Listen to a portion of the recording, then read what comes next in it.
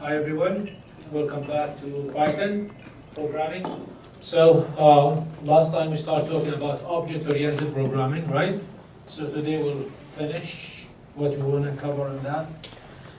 So what we have learned last time, so that everything, we said that everything in Python object. Okay, so list, string, tuple,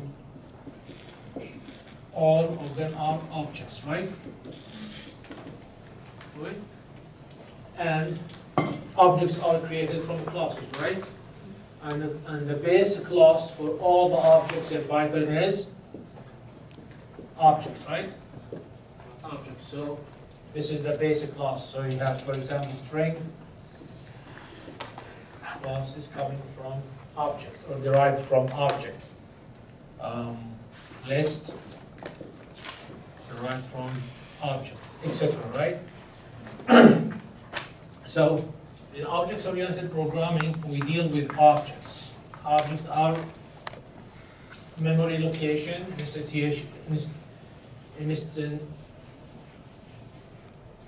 started or instantial from the class, right? So we can also create our own classes, right? So to create a class is very simple. To create a class is very simple. So for example, let's create a class. We start with the class keyword, then we give it a name. We give the class a name, usually start with a capital, student, for example. Students, all right. Right. Student. And the class is constructed of what? Two things, right? Attributes and methods. Attributes, class, and methods, right? Right? Attributes and methods. So the first attribute usually we have is the constructor. So to write the constructor, it's a method, so def. Okay. Start with init, underscore init, and then the first argument we have to pass for the method in the class should be self. Okay. Then you have, for example, first name, last name, student ID. Let's have 3 only in our example. Okay. Then after that, we have to define the attributes. So for example, whenever you need to reference any attribute or any method within the class, you start with self. Always start with self. So for example, self dot first name equals first name. Self last name equals last name. Self dot student ID equals student ID. So we just build the constructor. So to call when you need to create an object, you have to call the class. So for example, okay, S1, for example, student1, could say student1 equals to what? Student, capital S, student. Student, okay. Pass in the parameters. And you're passing them parameters. So for example, Shakur, his name, and student ID. Let's say 6. Okay. So what I did in here, I just created an object. What is an object? Is a memory location reserved, and they have this information. All right. I could create another student, S2, for example. Start with student, okay, and whatever information, okay, as much as you want, okay. So this is a class, okay, it has attributes. How many attributes they have in here? Three, right? 3 attributes. 1, 2, 3. All right, how many methods so far I have? 0. 1, which is the construction. Oh, method, the default. right? And I could create another method. For example, I could say def, all right, print full name. Print full name. Yeah, whatever, print the full name. And then, you know, it could be, for example, print, okay, or I could say the full name of variable equals what? Self. Remember, when I access any attribute within, the class has to start with self.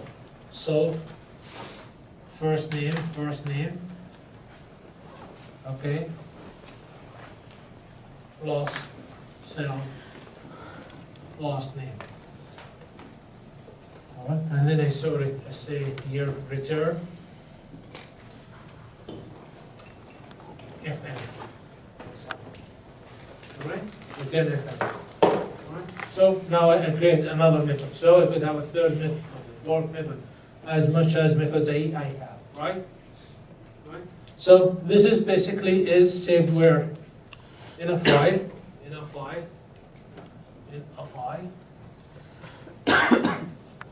It's saved in a file, okay, and I'll give it a name. So for example, I could call it what? Objects dot Python. Right? In that file I could have multiple classes. So far I have one class. Now in my main program, which is another file in here, my main program, which is another file in here, right? Okay, I'm using the student. So what should I do? From objects, import what? Student. All right. Let's say my project has 5 classes. I could keep class per file and include all of them in the main file. Or I could keep all the classes in one file. It's up to you, it's by design, right? So I think it's the best thing is to have one file for each class and include them in the project. And you could, you know, import them to the main project. So as you know in here, when you write code in the main, what is the first thing will be executed? So there's a line in here, if name, if main, I think, equals main, okay, then you run the main, something like that, right? So that's the first thing that goes, you know, to the beginning of the file, and it will be, there should be a main function, so def main,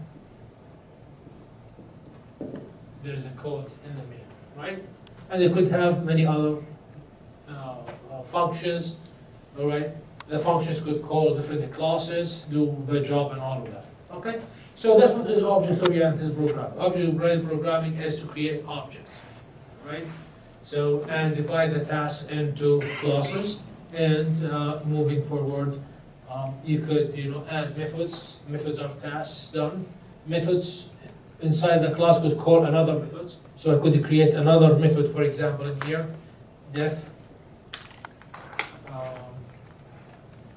print, for example, print all info, colon, and I could, for example, you know, call return,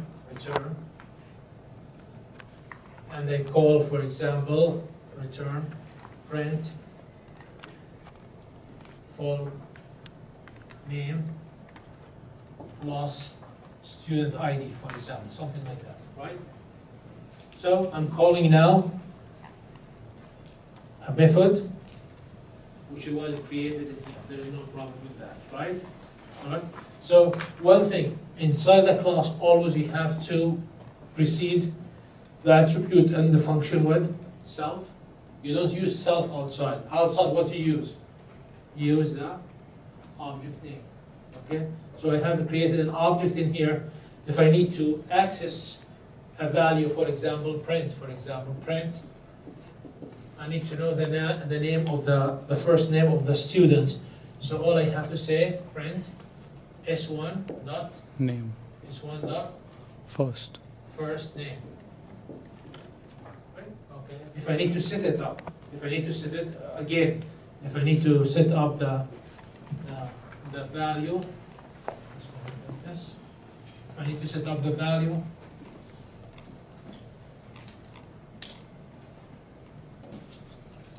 so say print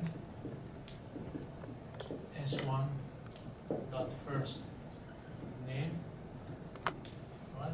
If I need to set the first name, S1 dot first name. So Jack, right?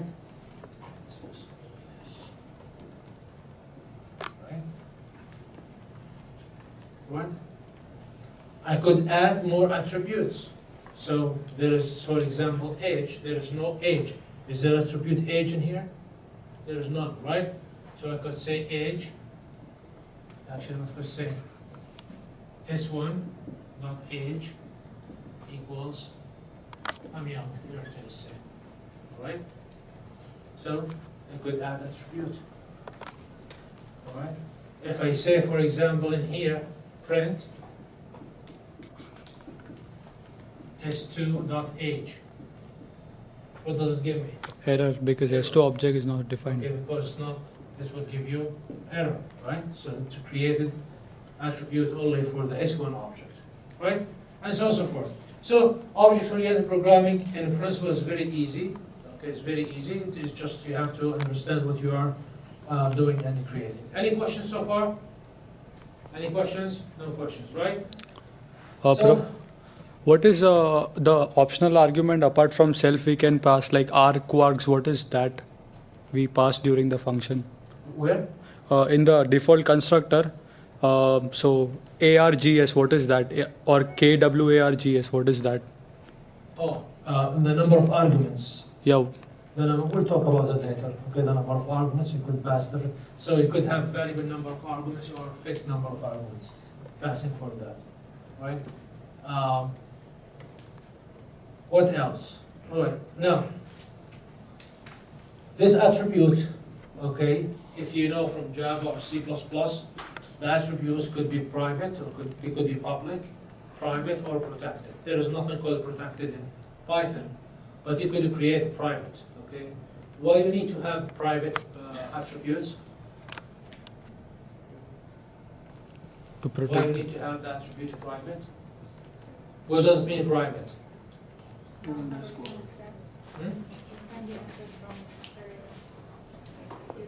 It restricts the access from outside the class, restrict the access from outside. So for example, in here, the student ID, for example, okay, supposedly to be a number, a digit, right? If I go in here, for example, and they say S1, that's student ID equals minus 100. Will Python take it? Yes.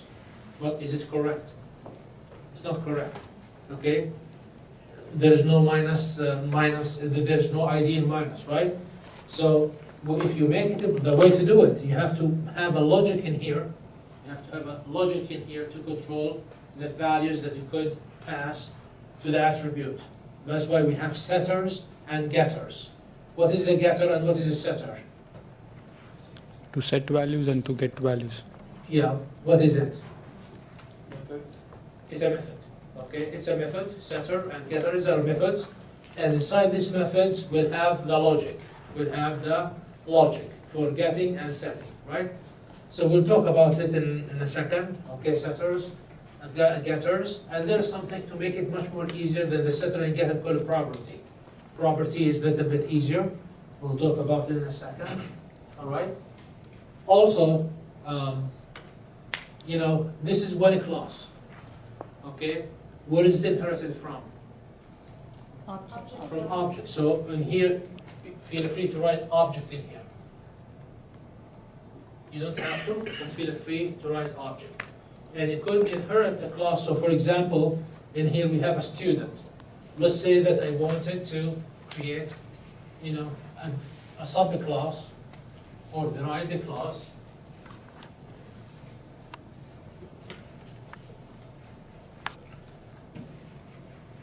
So let's say I would like to derive the class, for example, class. Okay, I want to call it undergraduate. Okay, and derived from student.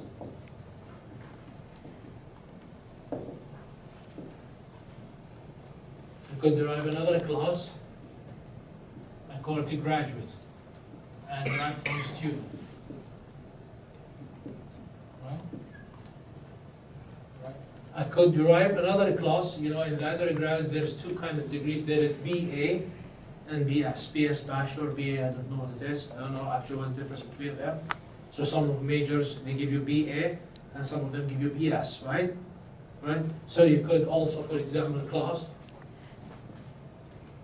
all right, BA, and this is derived from where? From undergraduate. And I could have, okay, a class, BS, derived from undergraduate. And the logic in here, right? Right? So I could have class derived from a class, right? Especially if it's subtype. So BA or BS are subtypes of undergraduate. Graduate is a subtype of, or a type of a student, and so on and so forth. And the student, it goes back to the object. All right? So why I do that, if I need to add more attributes. So there is some attributes related only for the undergrad students in here. Okay? For the undergrad student, right? So I could add more attribute, and I could add more method.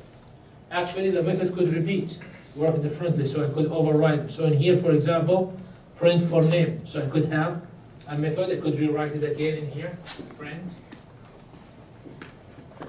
for name,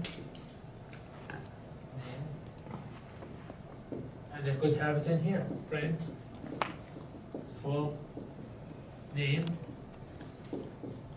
and I could have it in here, print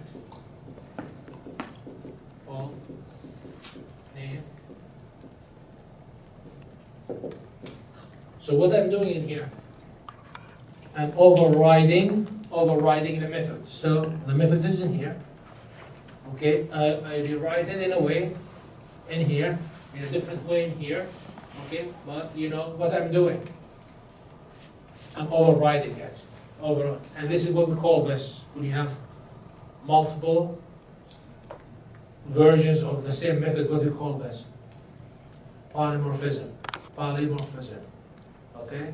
So if I'm calling it, for example, if I'm in my main program, I'm calling print for name, and it's from a graduate class, from the graduate class.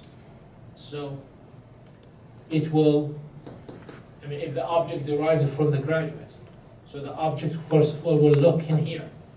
If it cannot find it, they're going to go to the upper one. What's the upper one? The student. If it cannot find it, they're going to go to the upper one, which is object. Okay? Polymorphism. Okay. All right. What else? What else we have learned in object-oriented programming?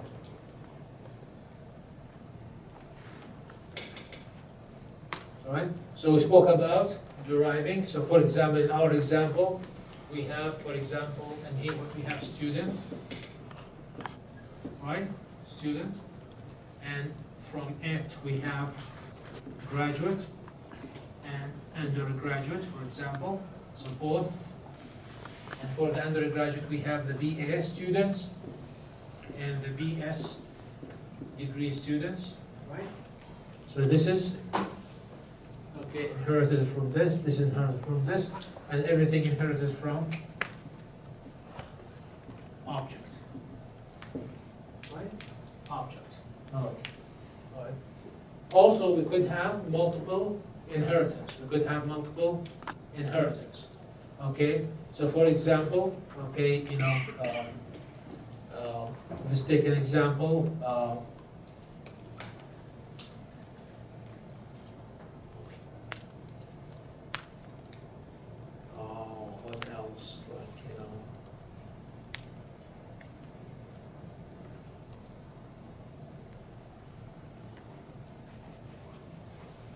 person, could have a person, a class, call it person,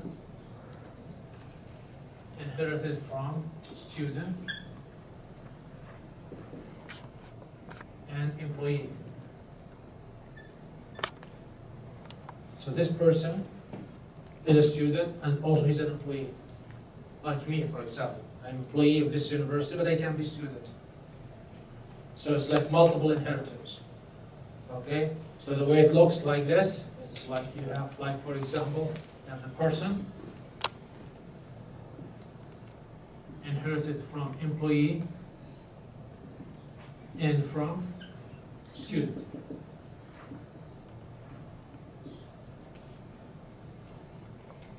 Right? Inherited from. So that means it's going to take the features from where? Person takes the feature from student and features from. In here, BA takes the features of undergraduate and the student and the object. Is this inheritance or like this? What? Is inheritance? Yes, it's inheritance. So which one is the parent? The person or the student? What? Which one is the parent class? The person? The basic class is here. You mean in here? In here? You're talking about this example here? Yeah. So the person is a student and employee. Yeah. Is the person the parent's class or? The basic class is student and employee, and this inheriting from both. So this is the both basic classes. This is derived class. So this is derived from both. So we'll get features from here and here. Get features from student and get features from employee. We'll take example later. Any other question? All right. So let's summarize what we have learned. Okay. It's a very simple. Object-oriented programming is a very simple. Okay. A very simple thing. Just look at the bigger picture, and then look in details. Go in the details and learn. There's a lot of things that you can do and learn. But first, understand the bigger picture. The bigger picture is that we are working with the classes. Everything is object, derived from the object class. Right? So when you create your program problem, define the attributes, define the methods, the tasks you need to do, and then you group them into classes. To create a class, very simple. Class, give it a name, start with a capital. That's a recommendation. All right? And it will inherit from object, or don't write object. It's by default inherit from object. Then the first thing you try to write in your program is the constructor. The constructor. It could be written in different ways. All right? And then, all right, think about your attributes. Are they private or public? Myself, usually, I will think of every attribute as a private. If there is a need to be a public, I keep it public, but I'll try to make it private. For each private attribute, you have to have two things. What are they? Setter and getter. Okay, what is setter and getter? They are methods.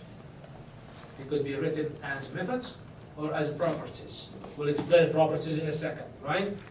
Then you could have as many as you want methods, all right? Inside the class. The first parameter you pass for any method is self, all right?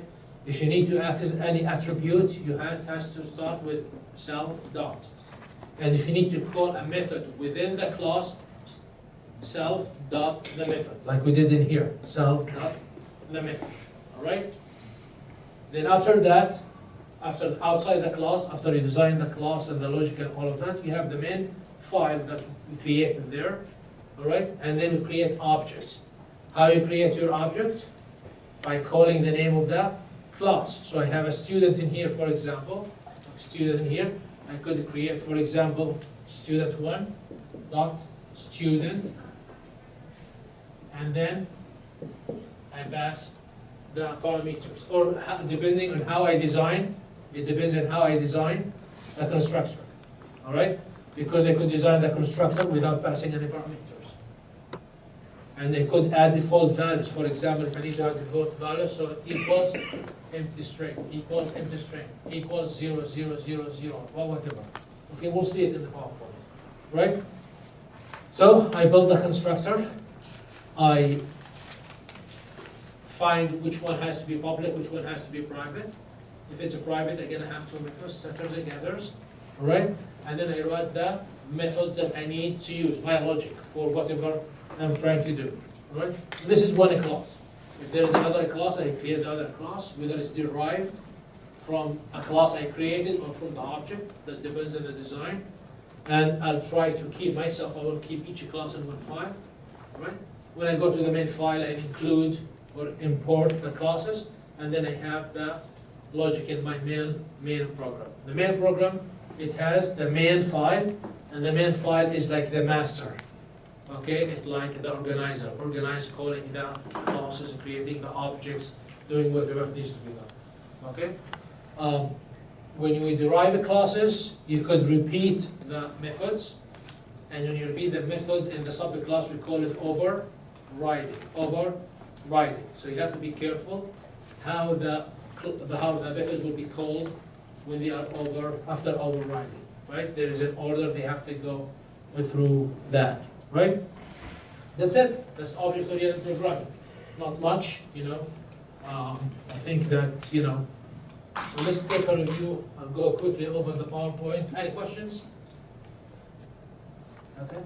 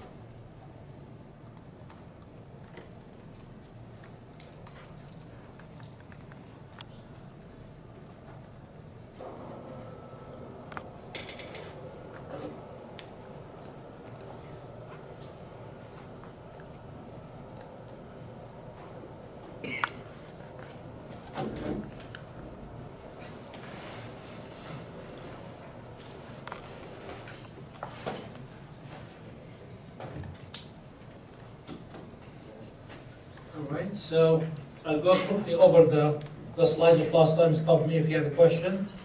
So I'm not going to go in details because we already covered lots of these details before. Let me just get that down. Alright, so you know, as you see in here from UML, we have you know, the attributes. You have three attributes in here: the name, the price, and the discount %. And then we have the method. The first method is init, which is the constructor, and we have another two methods: get discount amount and get discount price. All right. So basically, when you have a product, which is like the class, okay, with the three attributes, you're gonna create as much as you want objects. Okay, usually the class name starts with a capital, and you could give any product name, any object, and then it will has the three attributes: the name, the price, and the discount. And this will be saved in the memory. It will create the memory for that thing, right? Anyways, take a look in here. So class, as we explained in the board, we start with the class, statement the class, product, and then you have the constructor, which is a function, or a method that starts with def, and then every function or every method inside the class starts with the self. So start with the self, start with the self, start with a self. We have three methods in here. And then you have the parameters: the name, the price, the discount, the name, the price, and the discount. And we assign them to the self name, to the self price here, and to the self discount %. All right, so we have three attributes. And how many methods we have? We have three methods. The first one is the constructor. The second one is get discount amount, which is in here, get discount amount, and we have also get discount price, all right? You could call a function or a method inside a method in the class. And we explained that to be able to use the class, the first thing we have to import it. It must be imported to our program. Is the voice clear? Voice is clear? So we have to import it. To do the import, so from objects, what's the objects? It's the file where we store the classes. It should be objects.py, okay? But we don't include .py for Python, just from objects, import the class. And then in here, for example, we created two objects, product1 and product2, all right? And then we have the logic, what we want to do. We're going to print, we're going to read, we're going to format the output. You could do whatever according to your logic.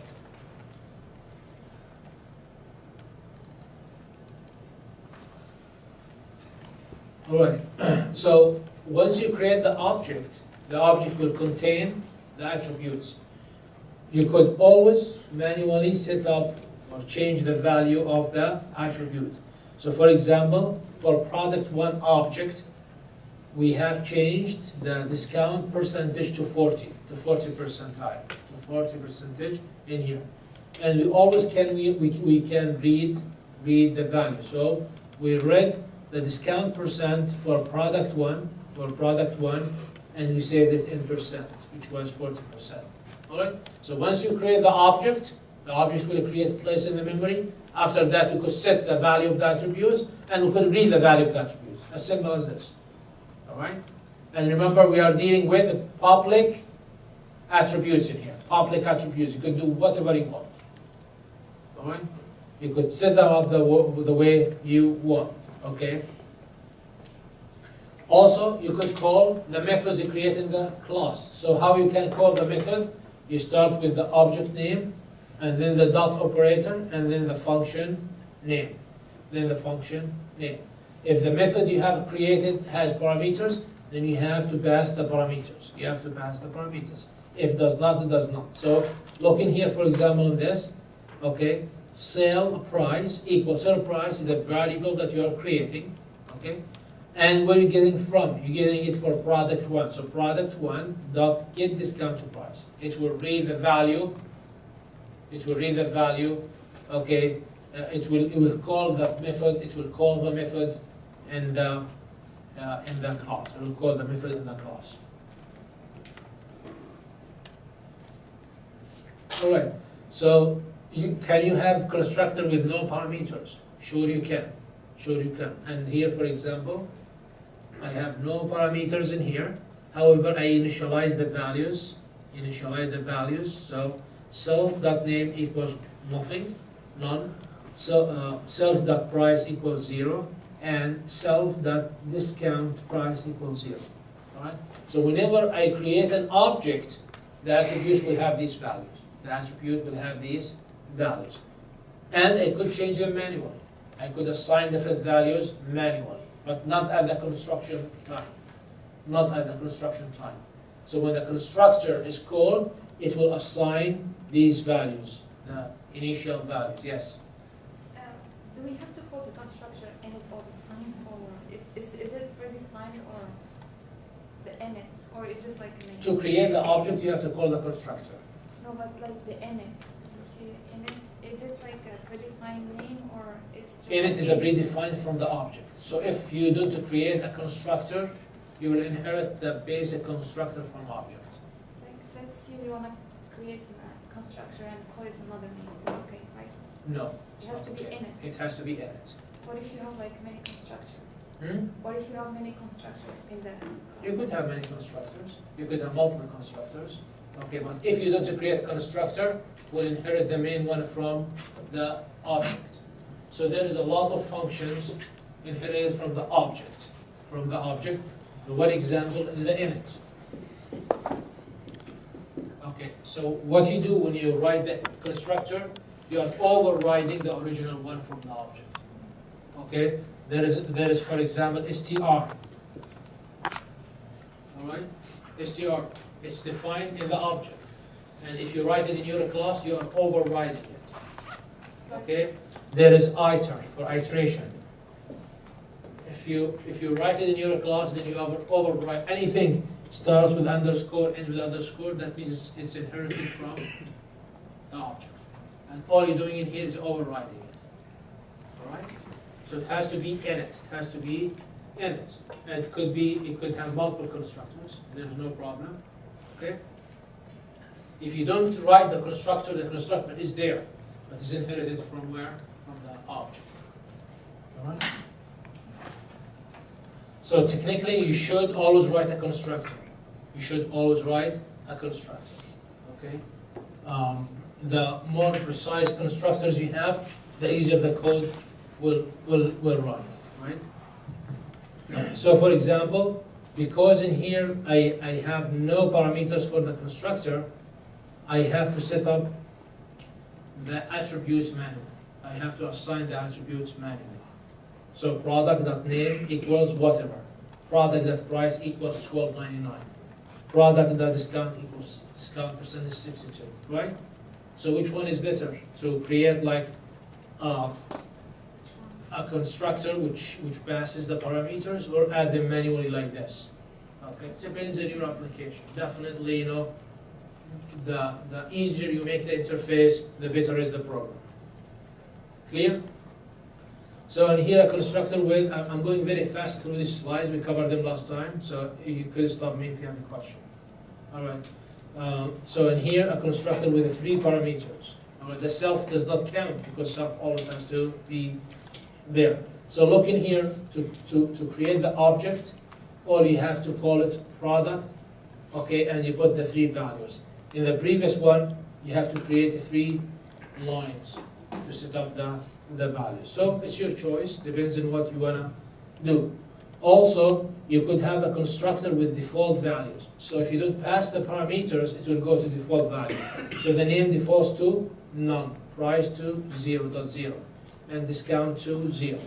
So when you call this, you could call it as normal with the 3 values, okay? Or if you don't put the values, it will go to the default values, which is none, 0, 0, and 0. All right? In here, for example, we called only 2 parameters, the name and the price. We did not add, for example, the discount percent. What is the value for discount percent will be?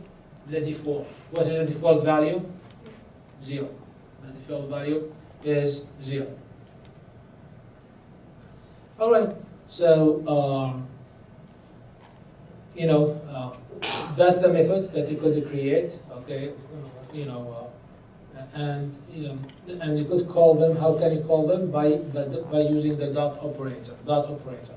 So you call the object, and then dot operator, and then the method, and you could execute it. Can you call a method?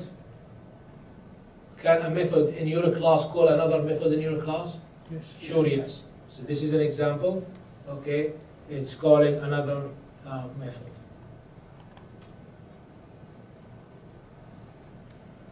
This is an example. You could take a look at it. You could run it.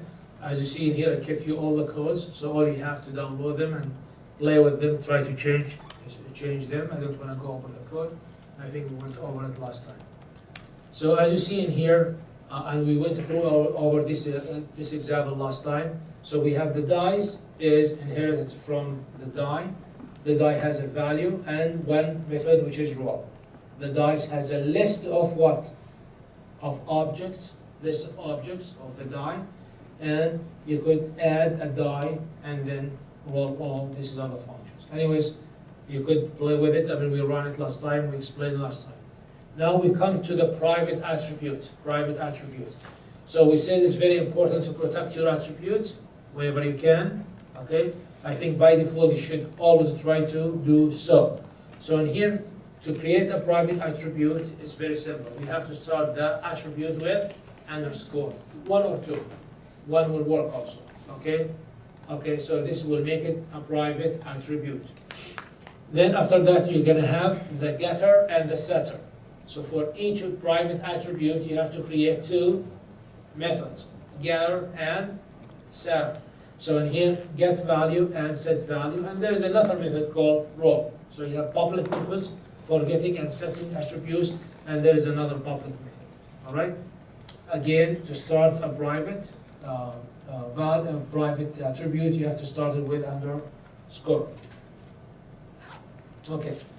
And the other way, instead of having the getter and the setter, you could have a property. You could have a public property. We'll see. We'll tell you exactly how to use it. Use it exactly the way we're gonna tell you. Okay. And then, you know, then it will be protected. All right. So take a look at this class. You have the die class, okay, and then you have in here the constructor, and we initialize the value to 1. So is it private here? Is this attribute private? No. No. Why? There is no underscore. Does not start with underscore, right? All right. And then we have a function in here that sets it up. So the self value equals random. Anyways, random value from 1 to 6, right? When you try to run it in here, you're creating the object, die, which is by calling the constructor, all right? Die value equals 10. So is that a valid assignment? Is this a valid assignment? No. Yes, why no? For Python, it's a valid. Python will take it, right? But for your logic, it's wrong. You cannot have die with 10. It's either 1 to 6, right? 1, 2, 3, 4, 6. Okay? So from this example, that shows us that it's mandatory for us to make it as private. Make it private, okay? So in here, it worked fine. For Python did not complain about it. Why? Why? Because it's a public. It's a public. We don't assign any value to it. So what we have to do, okay, we have to make it a private. So what we did in here to fix the problem, we make it a private by adding underscore to it.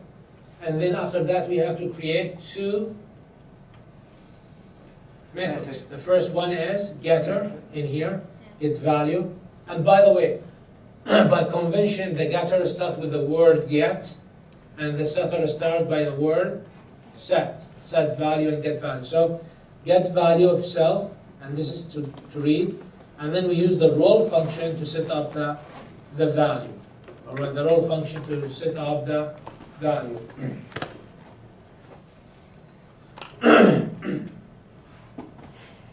All right. So when you try to assign the value directly, it will give you an error.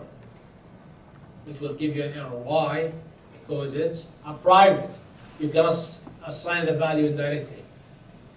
You have to call the function to assign the value, which is the roll. Right? So what we are trying to say in here, if you need to have a private attribute, okay, you have to create 2 methods with it, setter and getter. And whenever you need to read the value or change the value or set up the value, you have to do it through your 2 methods, the methods that you have to create. All right. My question to you, does the setter and the getter protect your attribute automatically? Does it? No. Yes or no? Does it? No. What protects your attribute is the logic inside the 2 methods you are writing. It's the logic inside your methods you're writing. So if you're not writing a good logic, it's not protected. All right. So basically what we are saying in here, that to set a value for attribute, the only way to do it is by calling the setter method. But if there is nothing in your setter method, is it going to protect or going to do the job for you? No. So you have to write code there, right? So in our example in here, what should be in the setter? What should check? The range has to be from 1 to 6. Right? Yep. Right? 1 to 6. If you get a setter and you don't check for that, will it work? It will work. But your setter did not protect, did not do it. So the logic is what makes it working. The logic what is making it work, right? So that's what you have to think of, setter and getter. So again, my advice for you, for your projects to come in here, try to check, by default myself, I will think about the attribute, should be private. Should be private. All right? Unless it's possible to be private. Think about yourself. Any information about yourself, would you like to be private or public? Private. Your age, well, everybody should know about it, right? Your, for example, address. Just silly example, be silly with me. I will. Play silly, I will. okay? Okay, why everybody, your address, your account, bank account number should be public, okay? Your driver's license should be public, all right? So by default, you assume everything should be private. But things should be also public, like what? Email address. Why should my email address to be private? I need everybody to, my web page. Okay, why should be, same thing, I mean, okay, I'm playing it silly, I know I look silly, but you got the idea. So usually in our lives, okay, things are private, unless things should be public, all right? So that's how I do myself. Everything should be private, attribute, unless it's good to be public, all right? Many people do it the other way. They presume everything should be public, but, you know, if there's a need to protect it and make it private. So you could be this group or this group, I'm telling you how I myself. So if you decide for attribute to be a private, I have to work harder because I have to write, gather, and setter. And the logic has to make sense inside, all right? I mean, the logic for the setter makes sense, makes sense. And somebody think, is there too much we can do with the getter? You're getting a value. So what's the logic there? Is there a possibility that I need to write some logic in the getter? If yes, like what? This that's equal. Huh? Well, I mean, is there something I could protect? Let me phrase a question. So we write the setter to protect our attributes, right? To put rules. So for the die, the setter will tell it has to be 1 to 6. So if somebody assigned 10, no, you can't assign 10. So does my setter work? Does it do a job? Is it necessary? Okay, yes. How about the getter? Is there anything I could do with the getter to protect my attribute? I'm getting the data, I'm reading the data. Is there anything I need to? No? Why bother then?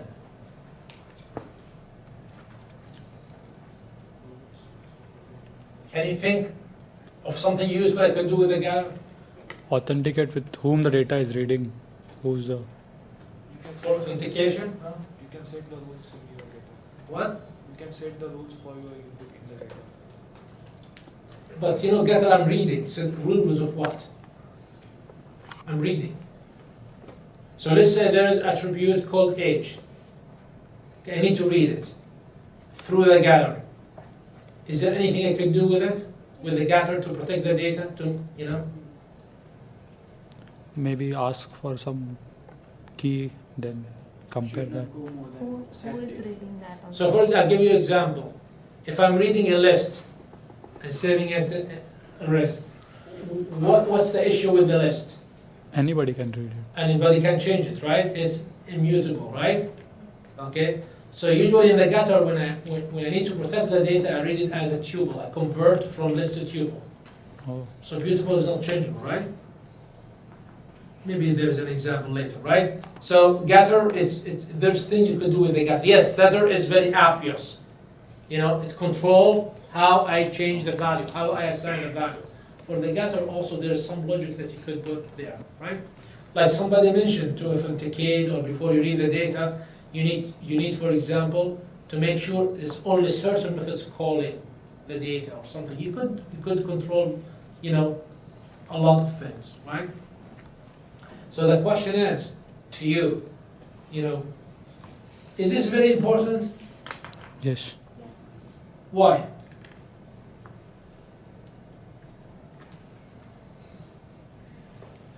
To protect the privacy of a user. attribute It by the depends user. on what okay? attribute it is, whether if I want to protect it or not. You know, remember that, I mean, the examples in here are very short example, very simple example. But think about like a massive project that will have like tens of classes, hundreds of methods, hundreds of attributes, all right? And you put them together, what will happen? What is the most tedious part at that time? Is to try to discover the runtime errors and the logic errors. All right? So, from the very beginning, every single code you write, okay, what I told you about exceptions last time, I told you that you have to be very protective in your code. Maybe for your application that you write for yourself, and you know you are the person going to enter the data, and you know what the data, you understand the logic, you will enter the correct data. But this application will be given to a consumer that does not understand anything about the coding. Or, okay. So for example, when you code anywhere, there's a division. What you should do? You should take care of the division by zero. Whenever you see this slash in anywhere in the code, you have to take care of the division by zero. So you have to have the exception there, all right? Because it could happen. It could happen even by calculations, by, you end up, for example, the dividend is zero, all right? So how about iteration, when you do iterator in the containers? So if you go out of the range, what will happen? It will give you exception, right? So always you have to check the exception for that. So when you write the code, even you are writing the code for yourself, you know this is not going to happen to you. It's not about you. It's about the program will run forever by everyone, all right? And so wherever there is a possibility that error happen, you have to take care of it. So what did I tell you in the last class? It's a very important, you master the chapter of exceptions. You should go all about all the exceptions. And when you write your code, you have to look at each part. Is there a possibility that you raise an exception in here? Take care of it. When you deal with files, what's the possibility of trying to read a file not existing? Okay, if you don't take care of it, you're going to crash your program. What's the possibility that you write to a file system which is full? You have to take care of that. What's the possibility to try to read or write to a file that it's only readable? Okay, etc., etc. So when you're dealing with the files, all the possibilities happening there, you should take care of them. All right, that's what is good coding. That's fixing bugs.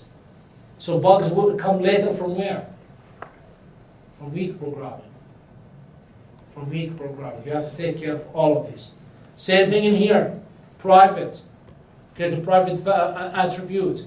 So you have to understand what are the possible values for the attribute and make sure if any wrong value entered for this attribute happens, then you take care of it.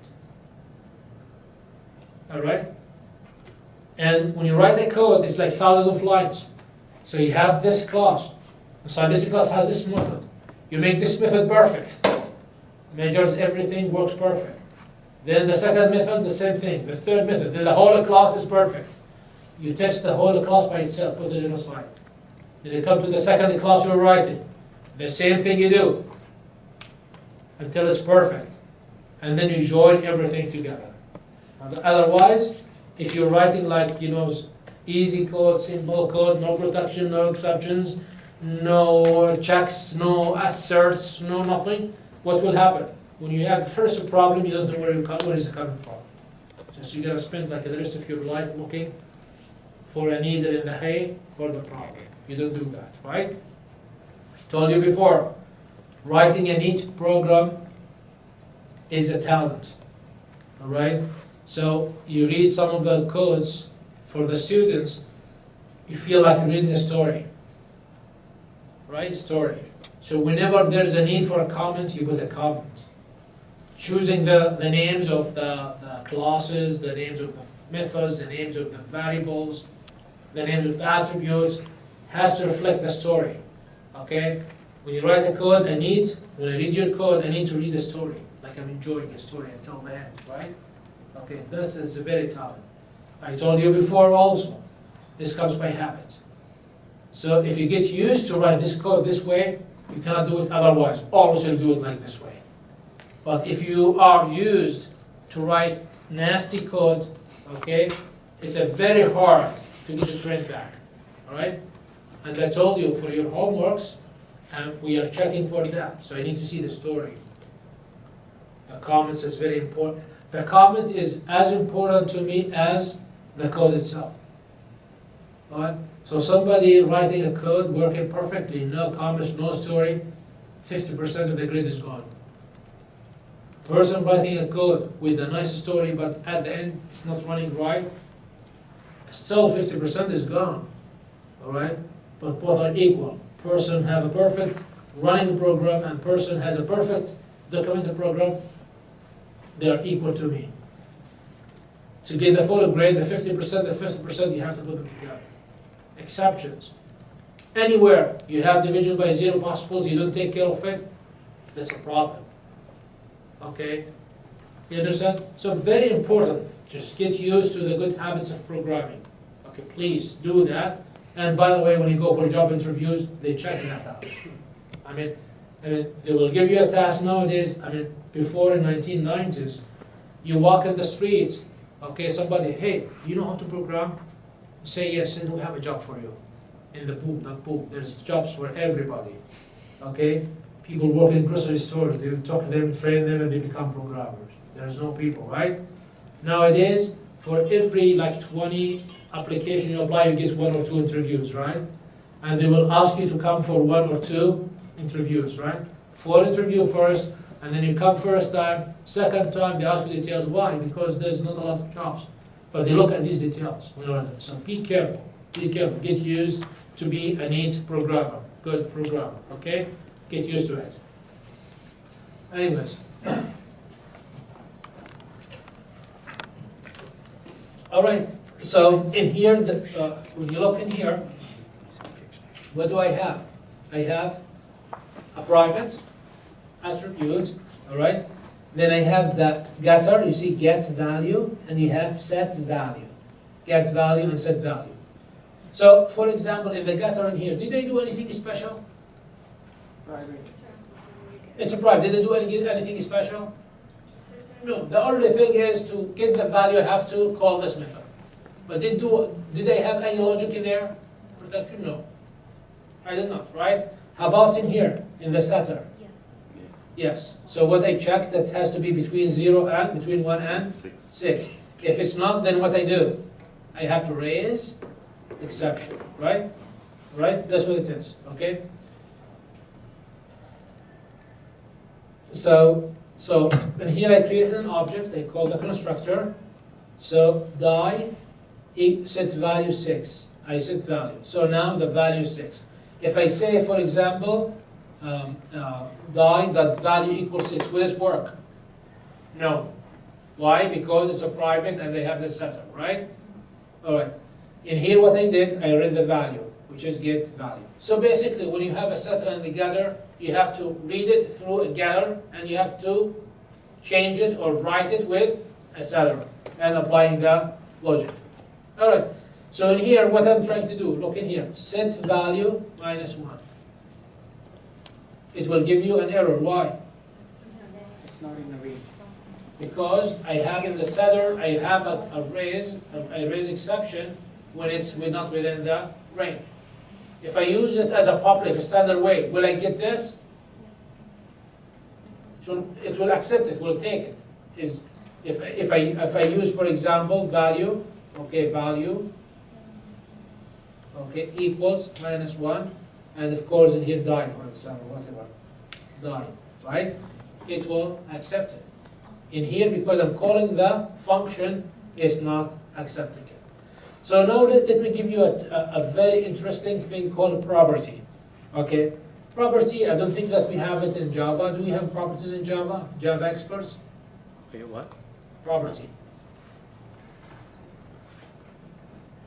Do you have it in Java? No. No. Are you expert?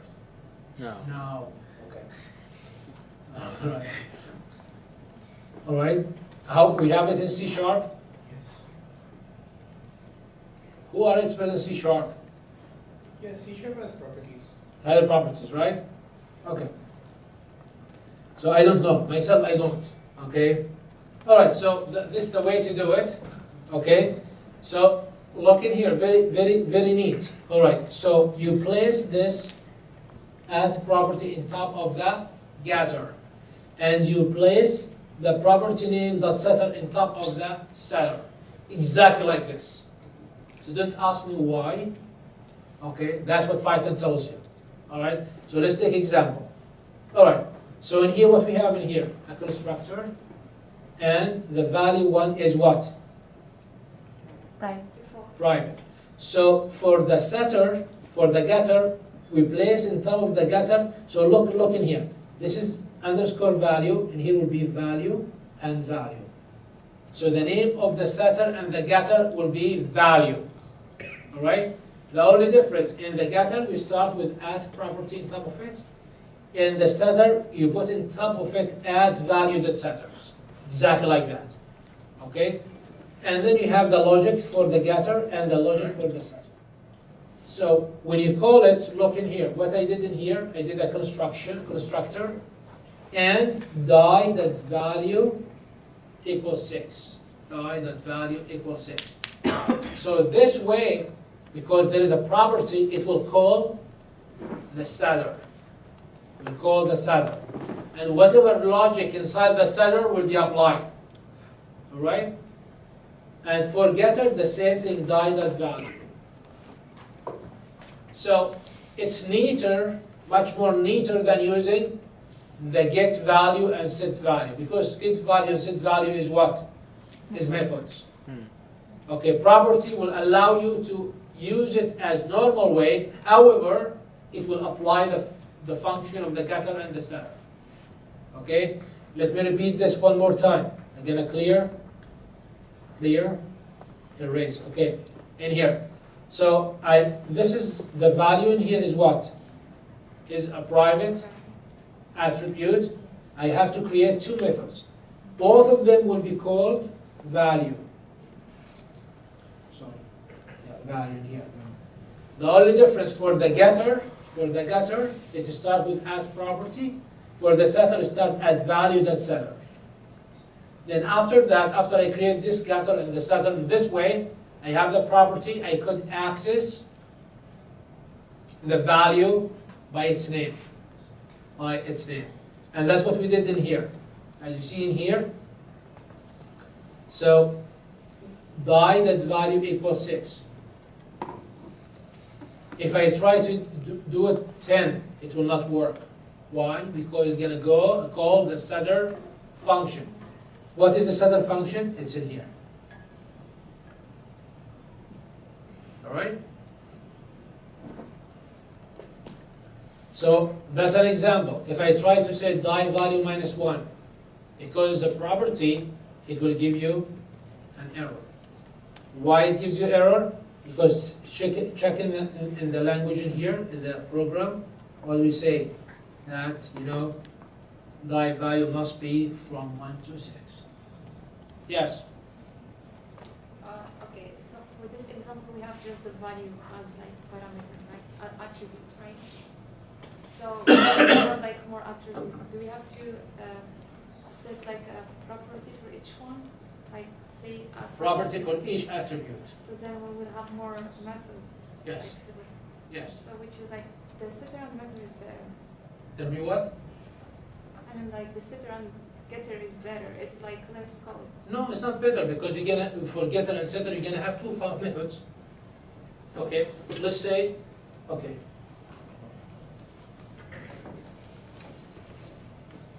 Okay, let's say that I have 3 attributes. Okay, let's call it A, B, C. And let's say they are private. Alright? So there's 2 ways of doing it. Okay, by using setter, getter, or by using property. Good? For setter and getter, this will have how many functions? 2. 1 setter, 1 getter. one setter, one getter, one setter and getter. For this, how many? This will have two functions. One setter, one getter, two. Same thing, same thing. The only difference, the property will make writing the code easier. So for example, just a second. So for example, if in this way, if I need to set a value, okay? If I need to set a value, right? Let's say the class C, whatever class C, right? Dot, okay, A. I have to say what? Set value. 6. With the setter and getter, I have to call the function. Every time I have to call the function. With the property, I don't have to do that. All I have to say, for example, C dot A equals 6. And like in terms of calling the class, like calling is less, but like in like the class itself, it's the same. It's the same thing. It's the same thing. But just like calling. Absolutely. You're gonna have two functions. You have to have two methods. One is getter, one setter. In the property, just you have to have two more lines. At property and at the value dot property for the setter. Okay. So when you are having a very huge code, okay, where you have to call the setter and the getter many times, which one is easier, this or this? Properties is easier. All right. Clear? If you are confused, when you go read the code and maybe you write it, you'll understand it. It's very easy. All right? Very easy. It's good? Thank you for your question. Yes. So the same program that we covered last time. So in here what you have? A list. You have a list, and here you have a value as a private, and you'll have methods in here.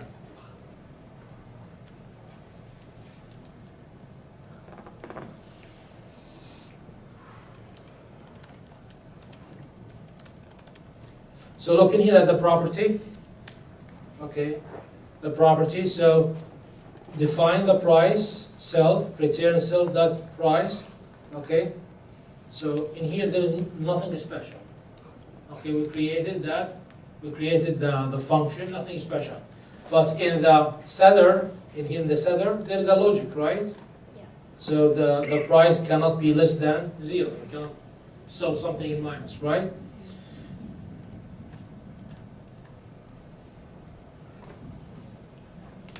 So you could take a look at the code that the program is available for you. Okay. All right, how to work with inheritance.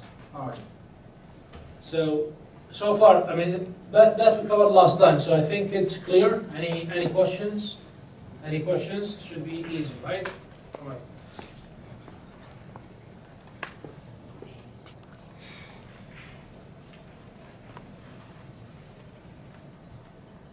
Okay, so let's talk about inheritance, right? And in most of your projects you're gonna use inheritance. So for example, in here we have a product. It has how many attributes? 3. The name and the price and the discount percentage. And how many methods? 3, which is get discount amount, get discount price, and get description. 3, right? All right. So I could have subcategory of the product, like book, right? So that's why I create a subclass called book, and it has how many attributes the book? 1. 4. Okay, it has the 3 in here and has 1 in here. Okay, not every book, not every product has the author attribute, but every book has the author attribute and the 3 products in here. Then I looked at the movie. So how many attributes the movie have? 4. Okay, which is the name, price, discount percent, and author. So let me ask a question. How many methods does the book have? 3. How many the movie has? 3. What you notice in here, get description, and get description in here is repeated. What we doing in here? Overriding. Overriding. Okay? So basically overriding it. So book, the subclass, which is the book, is kind of a special case of the basic class, which is product. Same thing with a movie. Movie is a special case of the product, right? And can you derive, for example, from the book, can you derive another subclass? Yeah. Yes. Chapters. You could, right? You could, for example, fiction, right? Textbook, whatever. You could have different things, right? Different class, right? From the movie, can you derive different subclass? Yes. Yes. Rated R, rated C, rated A, rated whatever. Bollywood. You know, in terms of rating, right? Or in terms of the horror or movie, romantic, whatever. I'm not good in movies. I don't watch movies. Okay, the last time I watched movie is like 7 years ago with my children, and I have to take like 3 breaks. I cannot understand how people have time, or how can they stand watching a movie. I mean, myself, I cannot stay to watch a movie for 2 hours or 3 hours. Impossible. Sports, yeah, I can watch sports for a long time, but people are different. All right. So the last time I promised my wife to take her to a movie, I canceled the promise like 20 times already. So, because every time when I'm about to do it, so I'm not going to waste my time for 2 hours watching people lying to me in the movie. I mean, it's a lie, right? All right. Anyways, people are different. All right. But I could watch like a game for 3 hours. I have no problem with that. So people are different. So I don't know much about movies. That I'm trying to tell you. Books, I read all the day. So, all right. All right. So how we define a subclass? It's like in here. So for example, this is the class, the product, which we know very well. It has how many functions? How many methods? 4. How many attributes? 3. 3. So I'm sure that now you are expert. You know what is going in here. It's exactly right. I don't have to explain it. You are right. You are expert. Right? You saw this many times before. So now we have to define 2 subclasses. The first one is book. So what we say, book derived from where? From product. And then we start with, as usual, with the constructor, right? With the constructor. So how many attributes we have to define for the book? 4, right? Yeah. And we added the author. Don't forget the author, right? Yeah. So what is the most proper way? Is to call the superclass constructor. What is the superclass constructor? Is the product. So the first thing, I call the product, and the product will do what? Will set up how many attributes for me? 3. Yeah. And how many remaining? 1. You could set up in here. Do I have to do it this way? You don't. You could set up the 4 right there and here. Or you could call the super. So in here, in this book, what we used? Product. What is a product? The name of the superclass, right? Yeah. Better than naming the class, what you use the word super. Remember the self? There's something called super.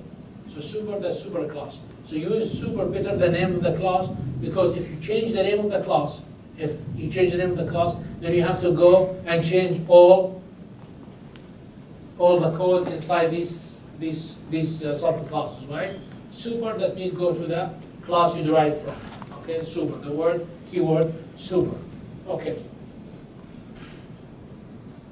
All right. So then after that we have to override one of the methods. We have to write one of the methods, which is get description. All right. So in here, what they did in here, what they call the product get description, and then add the stuff to it. All right. Do you have to do it this way? You don't. You could write it completely from scratch. You could call the super method and then modify it, add to it the way you want. Okay, the way you want. The only recommendation in this slide, I recommend not to use a product. Use super. Super, right? That means the super class of that class. All right. So you can, okay, when you're coding a subclass, there's a few notes in here. You can directly access public attributes of the superclass. You can add new attributes and methods that aren't in the superclass. You could add as much attributes, okay? You can call methods of the superclass, including constructors and properties, by coding the name of the superclass, or instead of the name of the superclass, you code both super, okay? And the dot operator and the name of the method. You can overwrite existing method in the superclass by coding methods that have the same name, okay? So basically, in the subclass, always you have to think about what other new attributes you need to add, and how to construct them in the constructor, and what methods that you need to override, and what new methods that you need to have there. All right. So in here, for example, three versions. There's three versions of the get description. One at the product level is a very simple. You define it and return self name. And then here what you do, in here you call the one from the super in here and you added the stuff to it. And then here you call it from the super and you added some stuff to it. Alright? So overriding a method, you're writing the three methods 3 times. Writing the same method, okay, in 3 different classes, what do you call it? Polymorphism, right? Polymorphism. Alright. So this is a code that uses overridden methods. So first of all, you have to, from objects, import product, book, and movie. So you're importing the 3 classes. Then you define whatever a function, and this is the main. So usually when you start executing, you start from the main. The main, it creates in here products, so 3 products, and see list of products, and then it calls the show product. Where is the show product? Is in here, okay? And then show product, you pass the products, print products, and for products and product, you print whatever the product. You take a look at it. All right. So let's take a break for a few minutes, 10 minutes, and we'll come back. There is a nice function for you given is instance. So you have a class. What you create from a class? Instance. What do we call the instance? Object, right? So when you have a complex code where you have a lot of objects and you really get confused, this is instance of book or an instance of movie or an instance of product.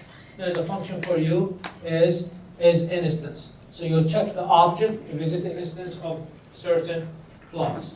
So what you do, look in here, for example, okay, if is instance, so you check the product, okay, the object of product, is it part of the book? Then do something. Or product is part of the movie, do something. Of course, if it's a book, what are you going to print? The author. If it's a movie, what are you going to print? Here.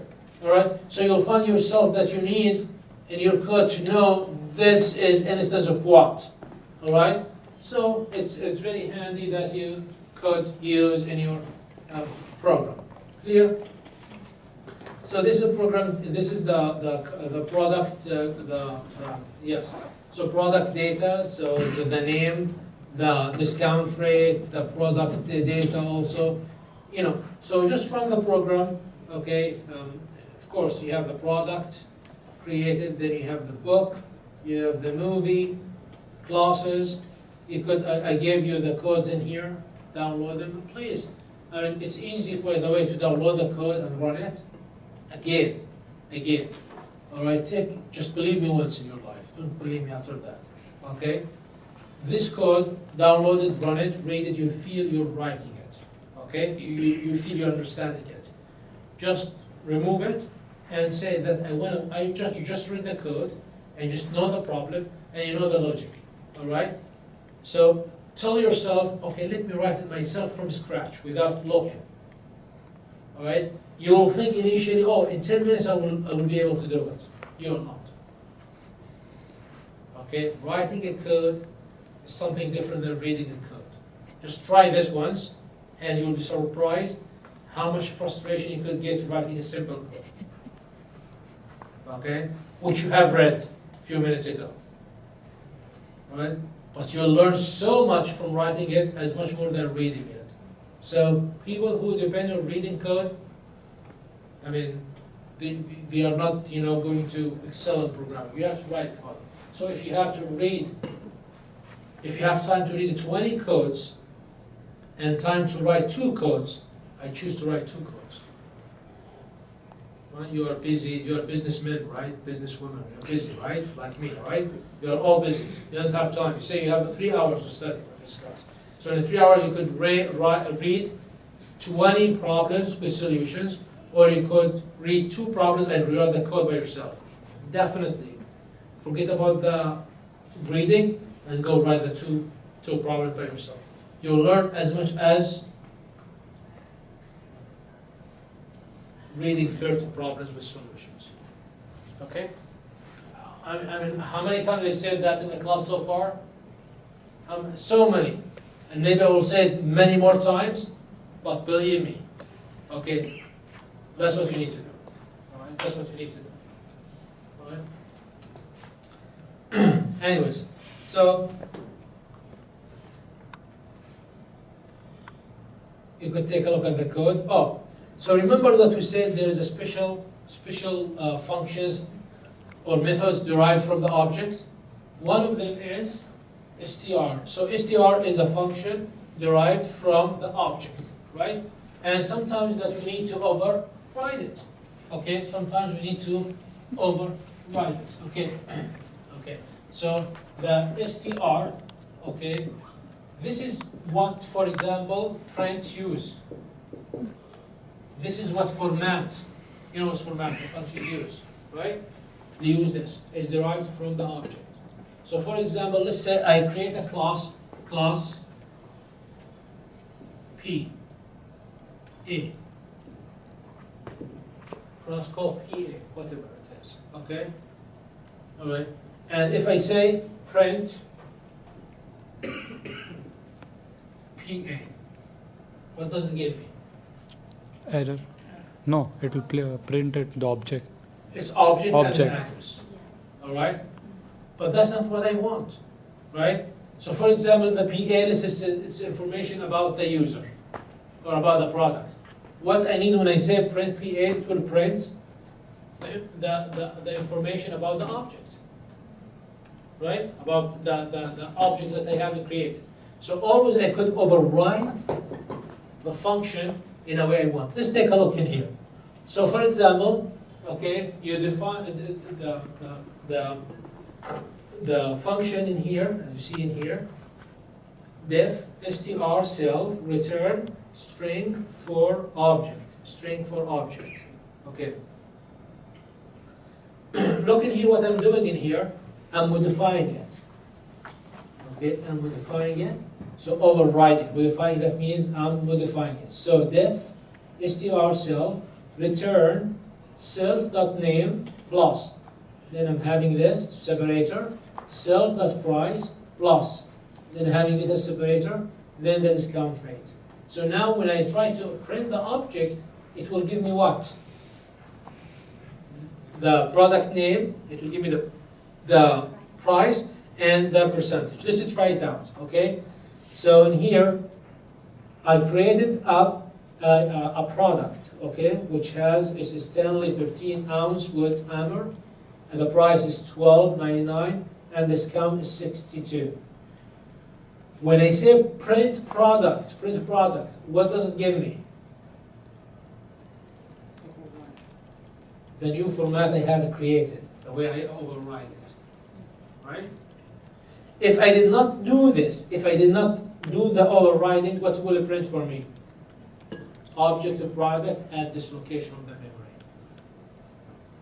All right? So there is so many functions or methods in the object I could override. I could override and use it wisely.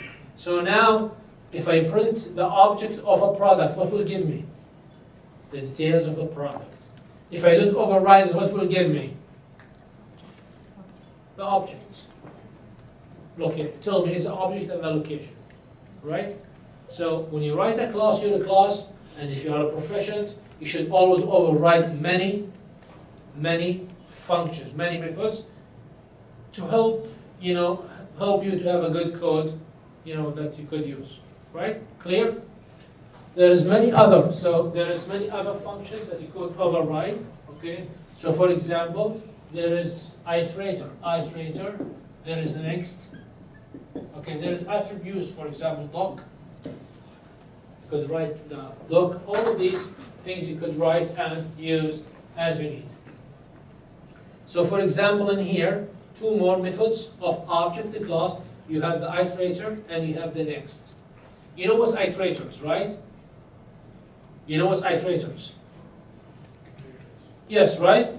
So the containers, all of them have iterators. So for example, list. All right? In list, for example, is a container, right?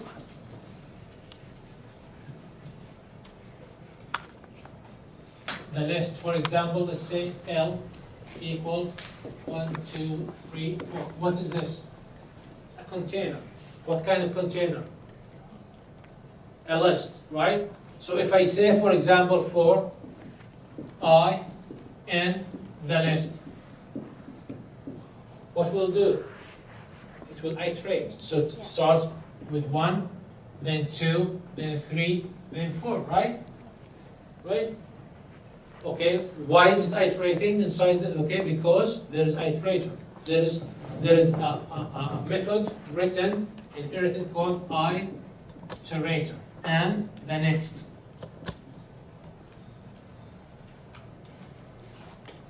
You got it? All right? You got it, right?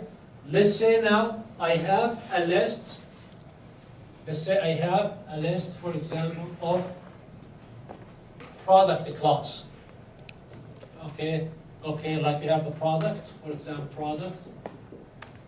Okay, and they have a list, P1, for example, P2, P3, etc., P4.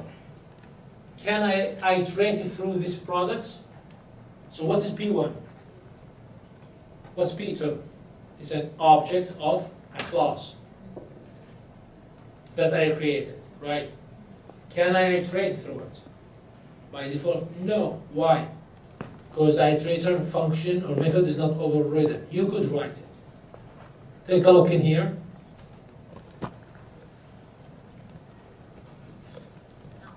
So look in here. So class, you have the class in here, which has in itself and the list. So what is the value? What is the attribute we have? What is the attribute we have in here? Is a list. Is a list of what? It's an empty list. It's an empty list, right? Okay, I think you're tired. You need to focus on me, right? Okay. So in here we're creating a class called dice. How many attributes it has? 1. What is this attribute? List. It's a list. List of what? Empty. It's empty. Is it a private? Yes. Yes. So good, far, right? So two methods that define an iterator for the class. So if I need to be able to iterate through this list, if I need to iterate through, I have to create an iterator.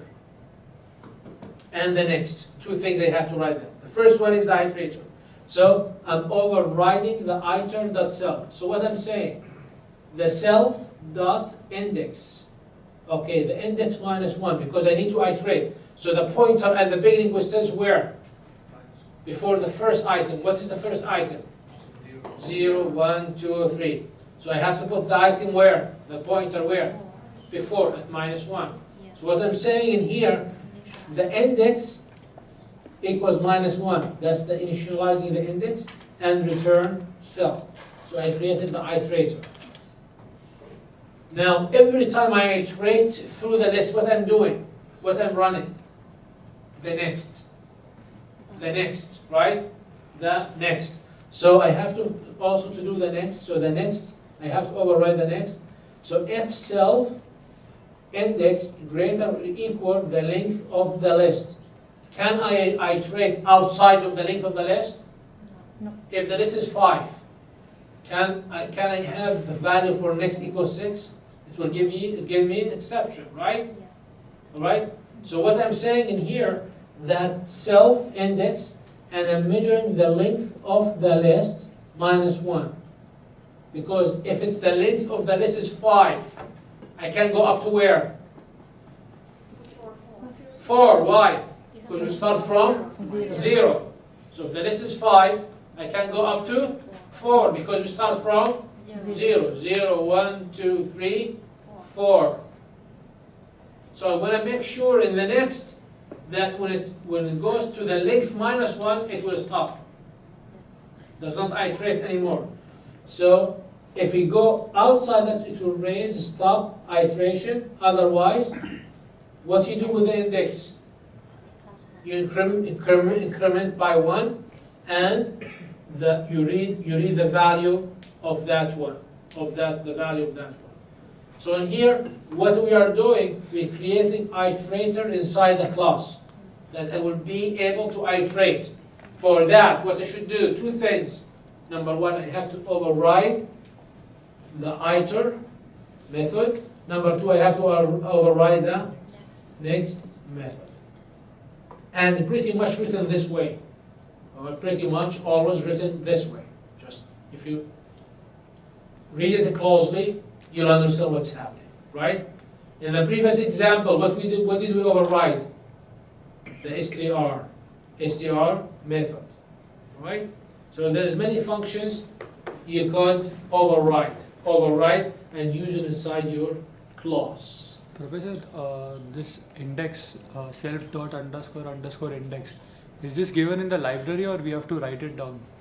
No, it's given in it's inherited from the object class. No, I mean if we double click on the list, iter, it will open a library, right? All the list of library. That is taken from that side or we have written that? No, it's from the object, inherited from the object. Remember, the object is built of many methods. 2 methods are there in the object, which is the iterator. So that's and what, the like next. the built-in library, like for example math, right? Yes. The square root function. So Yes. the square root function, if I double click, it will open a library, object classes. So it is taken from that part, No, it's just built in the object. When you go to the object, okay, it has many functions. Okay, these are the 2 functions. Okay, so you are inheriting them in your class and you're overriding them. Okay. As simple as that. Okay, the math is a library that has many functions. When you import the math as a whole, you're importing all the functions that you could use. What are the functions? Methods that you are calling. All right? So your question is index part of a library? No. It's a method just in the object class. It's not a library. Math by itself is what? Class, Class.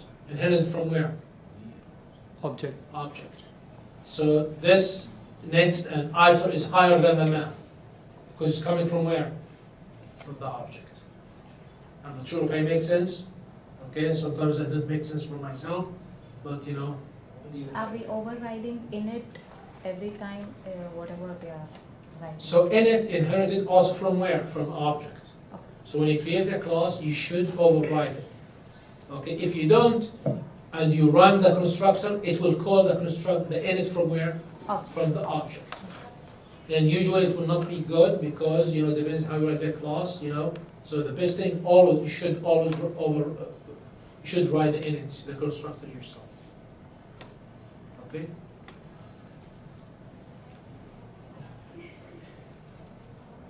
All right, so this is, let's take a look at what we example in here. So in here I'm creating a dice. I'm saying for I in range 5, die equals die, and then dice, I'm adding the die to it.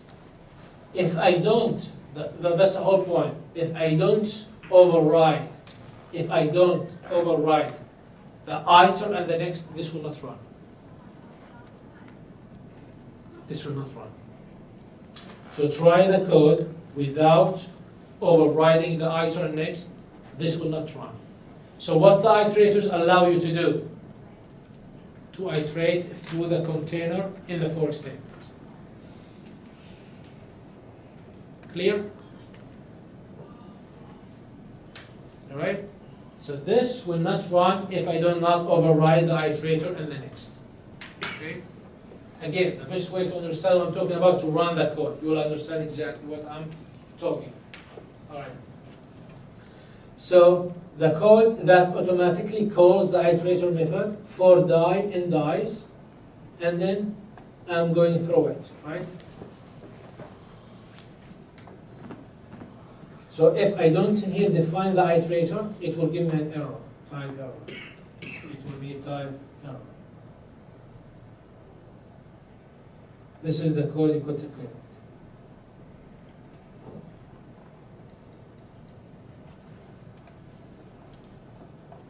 You could run this code yourself. Okay. So it makes sense to use inheritance when the object is a type of another object. Book is a type of product. Movie is a type of product. Undergraduate is a type of student. Right? Okay? Both the classes are part of the same logical domain. And the subclass primarily adds features to the subclass. Alright? So that's okay. Alright, so one attribute is the underscore doc. So look in here. So usually, again, remember I told you about the story when we write the code? Always, when you write a class, you have to follow it by a description of the class, between 2 commas. Okay, 2 commas. Alright? So always, when you write a class, you have to do this description, right? Why? Because when you try, for example, I mean, this like in here, near this, here. Okay, so look at this class. Class, my class. Then I have the description in here. There is a variable a equals 10 and def function self. Okay, the function and the method. Okay, called func. Okay, and to print hello. So when I say print my class.a, what will it print for you? Look in here. When I say print my class.a, what will it print? 10, right? When I say print my class.function, what does it print for you? Hello. It will print the memory of the function, right? Okay, your function. When I say print my class dot underscore doc, okay, what does it print? The comments you put in here. The comments will be, so it will print, this is my class. So when you are taking a library, when you're taking a module, like, you know, what is good about Python? There is a lot of third-party modules, right? So and the module is built of many classes, and each class built with many methods and attributes, right? So if you need to know what is this class for, all you have to do, print my class dot underscore doc underscore, and we'll give you some information about it. So it's always good when you write the class, the second line after defining the class, you put the definition for the class. So the users can later on call this function in here and read what is the class all about. So class special functions, that begins with the double underscore, like this double underscore, are called special functions as they have a special meaning. All right?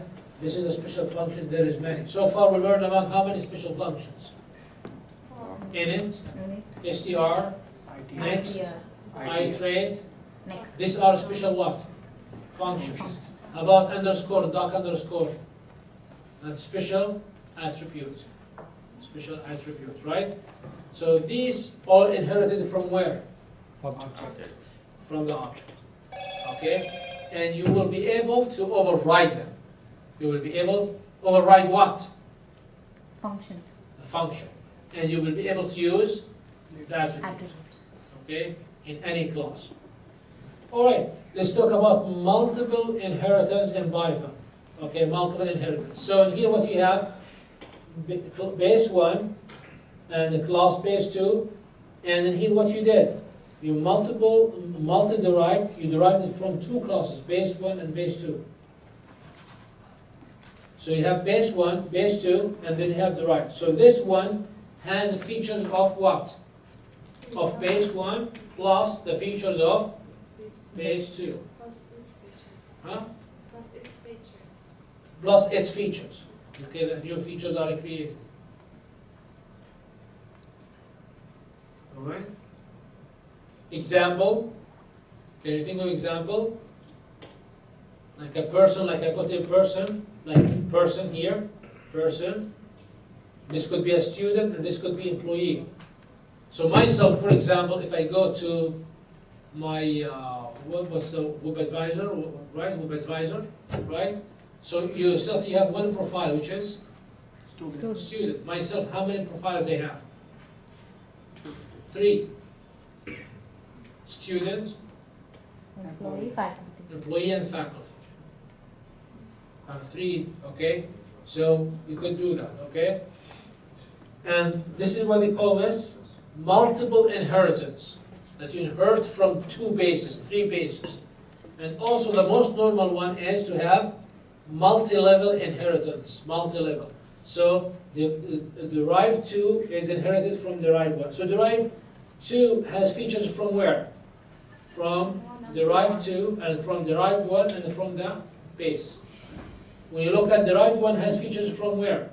From the base and from derived 1. And the base has its own feature. Right? So, and that's how we do it. So search order. Now the question, what is the search order? So for example, if I have a function called m in here, and m in here, and m. So function that I override in each class.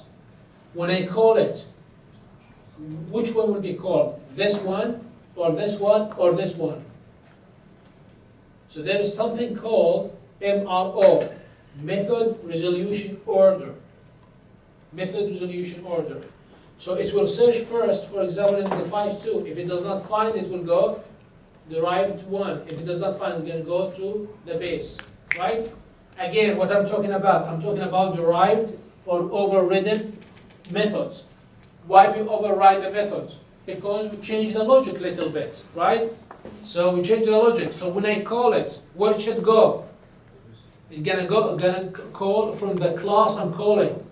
Okay? If it does not find it there, it goes where? To the super. If it does not find it there, go to the super. Example. When I call underscore str, it will call which one? The one in the same class. If I did not override it, it's gonna go where? To the super. If I did not override it in the super, it goes where? Object. The object. You're going to go to the object. Alright? So this is a very important, because things could be much more complicated. Let me show you. Look at this in here. So method resolution order ensures that the class always appears before its parents, and in case multiple parents, the order is same as tuple in the base. Okay, so for example, when you say in here, when you type, for example, multi-derived MRO. So the first thing it will call multi-derived, then base 1, base 2. Right? Remember in here. So, let me clear it. Okay? The first it will call from derived 2, derived 1, and then the base, right? Look at this one. Alright, so look at this one. Can you figure out? So what you have M inherited from A and B and Z. B from X and Y. B from Y and Z. So if I need to know the MRO of the M, how it works. Look in here. So we have class X is created, class Y is created, and class Z is created. Then I create a class A inherited from two classes, X and Y. X and Y, right? Then a class B from Y and Z. M from B first, A second, and Z third. All right. So now when I call function, how can I know? So when you run, when you run this print m dot mro, it tells you clearly it will start with where? With m. It will look in the m. Then after that, B. B. Then after that, A. A. Then after that, X, Y, X, X, X, and then Y, Y, and then Z, Z, Then object. then then object. object. All right. My question, I didn't have the answer. I'm confused myself. Do I look confused to you? I'm confused. All right. So my question is, M. I understand it should be, where is M? M, the first thing is B, right? Look at the class N derived from B. So start from B, right? Then A. Why is not C? Why is not C? The third was not C, it was A. It went A, and then X, and then Y, Z. Why is not A? I don't know. I don't know the answer. So I was confused. I run it, it does the same thing gave me. So it's very confusing, right? All right. You mean that the order of the superclasses for the subclass M is important? Like if you say B, then A. Of course, well, of course. That's what we said. So, if we look at the M, what is the first thing? B. We start with B. Then A. If I switch B and A, you understand what I'm saying? It has to be A first. Okay, so the All right? So why number 3, it was not Z? I don't know. And the other thing is, this is a crazy inheritance. Why I have, so what I'm doing in here in M, I'm inheriting from Z twice. I'm inheriting through this path and through this path. Why do I need this? If there is features in Z, I'm inheriting, I could inherit them through B. Right? So there is two inheritance, M inheriting from Z in two paths. One through B and one directly. Alright? So you have to be careful how you write your code and inheritance. It's a very important to be careful. Okay? Alright, so there is a question for you for operator overloading, right? What's operator overloading? You know what's operator first? Like a plus. This is operator, right? This is a plus operator, right? Let's say that you have a class of the rope. You know what's rope, right? So a class of rope, right? Rope class. Rope. And what is the attribute? Is the length, L. All right. So, for example, you have rope 1 equals, okay, rope, and rope 2 equals rope, okay?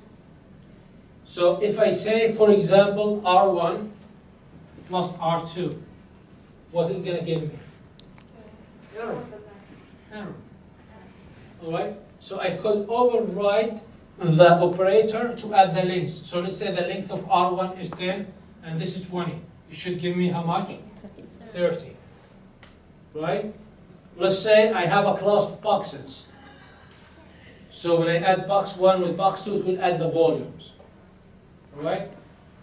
Overriding, right? Okay, overloading actually. So in here, for example, class, would I have a point? Okay, the point is built of what? X and Y. All right, X and Y. So I have a point 1, which is 2 and 3, and point 2, which is minus 1 and 2. If I need to add them together, it will be how much? 1 and 5. You agree? 2 minus 1, it will be 1, and 3 plus 2 will be 5, right? So when I try to add them, P1 plus P2, what gave me? Error, because I did not overload the addition. So technically, when I see this, what does it mean, this? It means a function called add, inherited from the object. So it's add, inherited from where? From the object. So I have to overload it. So what we do in here, so for example, I have P1, as you see in here, P1 equals 0.23, and the print P1, it will give me the memory for location. So in here, if I override the str, as I did before, right? So instead of printing the location, it will print, it will print a string where it has the 0 and the x and the y. When I say P1.23, print P gave me 23. So what I did in here, I override the str function. We have seen that before, right? How about in here? str P1 gave me 23. How about format P1, 23? So when I override the str function, I will be able to have a nice output in my class. Clear? Okay? And we have seen that before, right? So how about operator overloading? We call it not overriding, overloading. The plus overloading here. So class Python, it has the init, the constructor, and we already wrote the overriding for the str function. The plus is add, is the function add, internally is the add. So what we do, okay, we have the self and another point. This point, another point. So x will equal self plus x plus other plus x. So I add the two x's from this point and the other point. And in here, what I'm doing with the y in here, I'm adding the x, the y of this point and the y from the other point. And then I'm returning point x and y. So after I do this function, if I run P1 equals 0.23, 0.2 equals point minus 1 and 2, when I add them together, give me what? 1 and 5. So what I did in here, I overloaded the add function. And you can overload any other function, the multiplication. All right? And by the way, the action it could be, in here, for example, what the action in here? I made it for overloading, adding the 2 points. You could make it anything else. Okay? Anything else, overload. All right?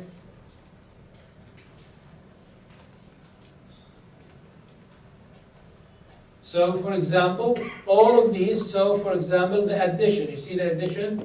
The internal function is add.